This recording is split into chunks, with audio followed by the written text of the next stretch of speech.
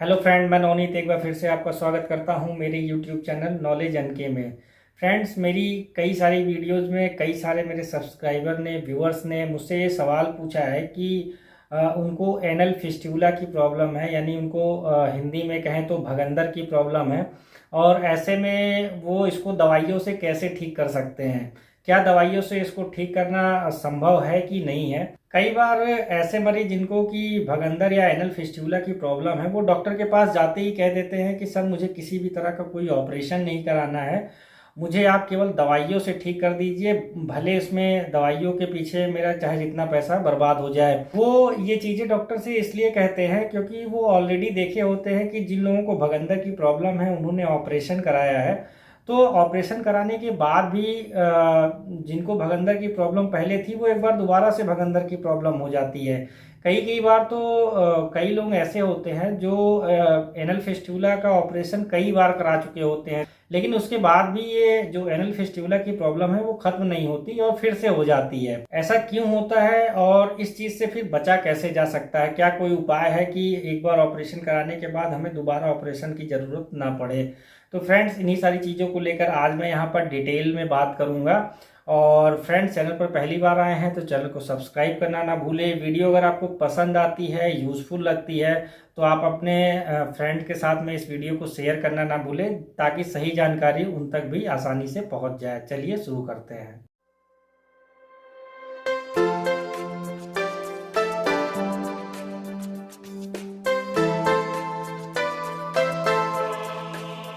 सबसे पहले हमको ये समझना होगा कि एनल फिस्टुला होता क्या है। तो एनल फिस्टुला का मतलब ये होता है कि एबनॉर्मल कनेक्शन।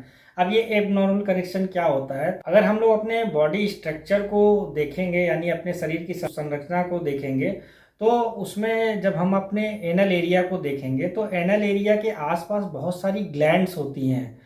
और इन ग्लैंड्स के आसपास में बहुत सारे बैक्टीरिया होते हैं। तो कई बार क्या होता है कि जब आपका स्टूल हार्ड होता है या आप तेजी से प्रेस करते हो अपना स्टूल पास करने के लिए, तो ये जो ग्लैंड्स होती हैं, ग्लैंड्स पे कट्स लग जाते हैं हल्के हल्के।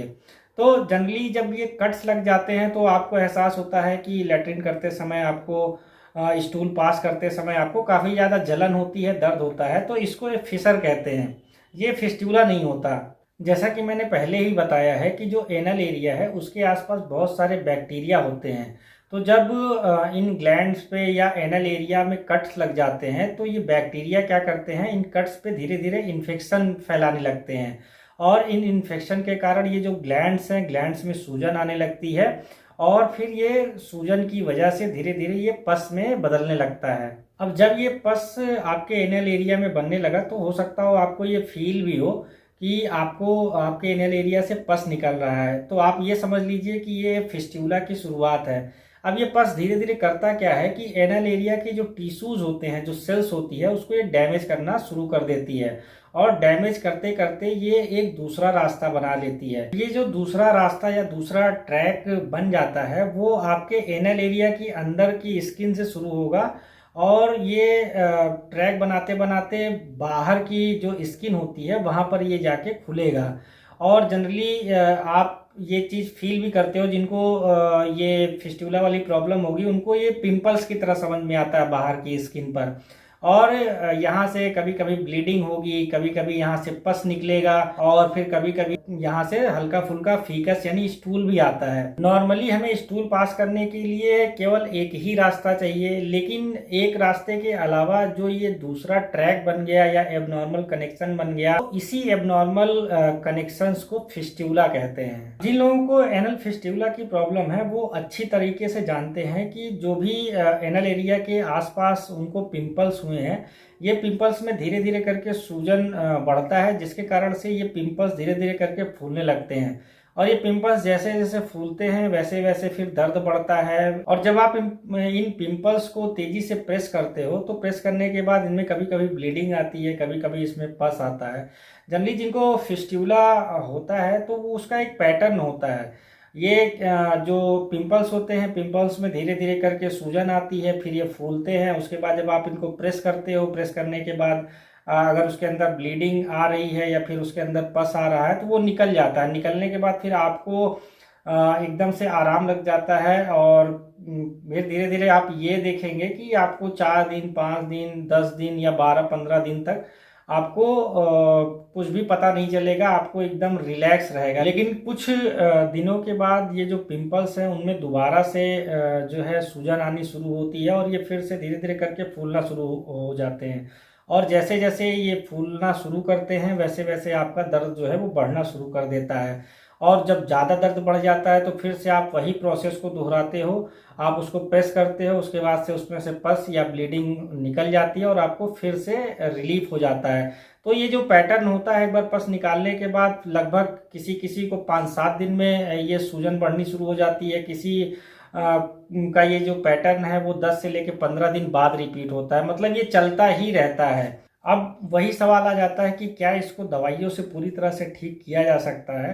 तो आप ही सोचिए कि जो आपका एक नॉर्मल ट्रैक है जहाँ से मलद्वार से आपका स्टूल पास होना चाहिए, उसके अलावा एक दूसरा रास्ता बन गया है। या ये भी हो सकता हो कि एक एबनॉर्मल ट्रैक के अलावा और भी कई सारे एबनॉर्मल ट्रैक बने हों जो हमें दिखाई न दे रहे हों, या जो अभी एबनॉर्मल ट्रैक बनना शुरू हुआ हो। तो जब भी आप मेडिसिन लेना स्टार्ट करते हो, एंटीबायोटिक्स का इस्तेमाल शुरू कर देते हो, तो जो एनल एरिया में बैक्टीरिया होते हैं वो मरने लगते हैं, किल होने लगते हैं। तो फिर इन्फेक्शन जो होता है वो कम हो जाता है। तो कुछ समय के लिए आपको आराम हो जाएगा। जैसे ही आपने फिर दवा का सेवन बंद कर दिया, दवा खाना बंद कर दिया, तो उसके कुछ दिन बाद जो है एनल एरिया में फिर से बैक्टीरिया का ग्रोथ होने लगेगा, फिर से जो है इन्फेक्शन बढ़ने लगेगा, और इन्हीं एबनॉर्मल ट्रैक के जरिए फिर से पस का फॉर्मेशन होने लगेगा, आपको ब्लीडिंग होने लगेगी। तो एक चीज़ आप समझ लीजिए कि दवाओं से पूरी तरह से आपका जो फिस्टुला वाली प्रॉब्लम है उसको ठीक नहीं किया जा सकता।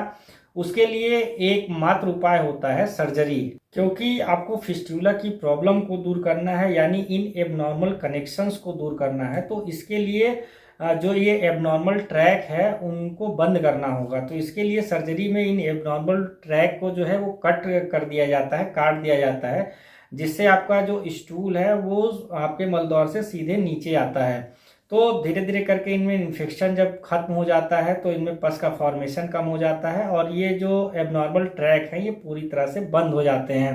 अब आप अपने मन में यही सोच रहे होंगे कि हमने तो एक बार ऑपरेशन करा लिया तो फिर ये दोबारा कैसे हो गया, और आपने तो अभी तक वीडियो में यही बताया कि सर्जरी के बाद ये दोबारा से नहीं होगा और पूरी तरह से ठीक हो जाएगा।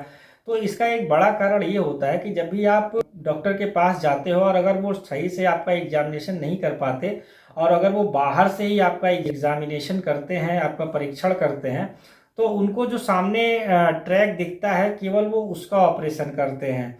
लेकिन अंदर जो ट्रैक नए बन रहे हैं या अंदर से जो नए ट्रैक हैं वो दिखता नहीं है उन डॉक्टरों को, जिसके कारण उन ट्रैक्स को बंद नहीं कर पाते। तो जनरली एक चीज़ का ध्यान रखिए कि जब भी आप फिस्टुला का ऑपरेशन कराने जाएं तो ऑपरेशन कराने के पहले आप अपने एनल एरिया का एमआरआई करा लीजिए। एमआरआई कराने का जो सबसे बड़ा फायदा ये होगा कि आपका जो बाहर का जो फिस्टुला है, बाहर का जो एबनॉर्मल कनेक्शन है, जो बाहर का एबनॉर्मल ट्रैक है, वो तो केवल दिख जाएगा। बाकी जो अंदर से अभी नए एबनॉर्मल ट्रैक बनना शुरू हुए हैं या अंदर से जो और भी ब्रांचें एबनॉर्मल ट्रैक की बनी है, वो सारी चीज़ें लोकेट हो जाएगी, एमआरआई के जरिए दिख जाएगी, जिससे फिर डॉक्टर एक एक ही ऑपरेशन में जितने भी आपके एबनॉर्मल ट्रैक हैं सबको बंद कर देगा, और दोबारा फिर आपको कभी भी फिस्टुला की प्रॉब्लम नहीं होगी।